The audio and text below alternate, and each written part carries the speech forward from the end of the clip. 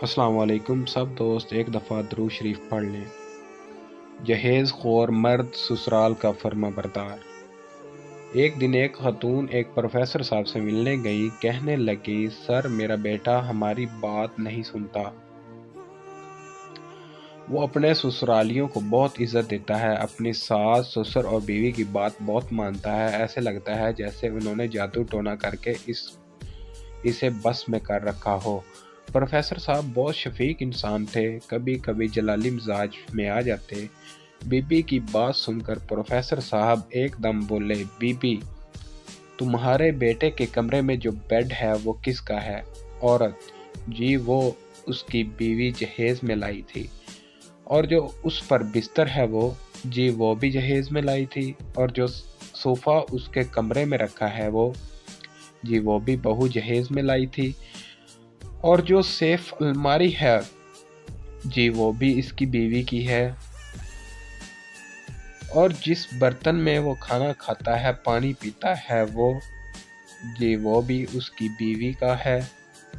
اور جس ڈریسنگ کے سامنے کھڑے ہو کر وہ کنگھی کرتا ہے، اس کنگھی برش سے لے کر اس آئینے تک سب آپ کی بہو کا ہی ہوگا۔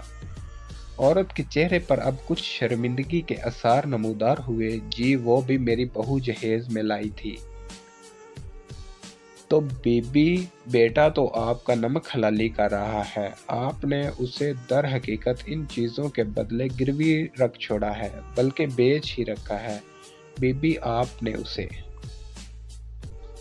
جب وہ کنگھی سے لے کر گلاس تک کسی کا دیا ہوا استعمال کر رہا ہے، بیٹھنے کے لیے صوفہ، بیڈ، بستر، کمبل، چادر سب دوسرے کا دیا ہوا استعمال کر رہا ہے، تو خودداری تو اس کی اسی دن مار دی تم لوگوں نے جب یہ سب ٹرک پر کر لائے تھے۔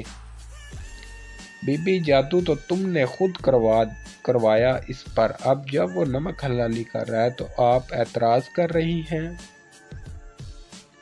اگر بیٹا پیدا کر لیا، شادی کے لیے لڑکی بھی ڈھونڈ لی تو سامان بھی خود بناتے، کم از کم اس کی خودی تو زندہ رہتی۔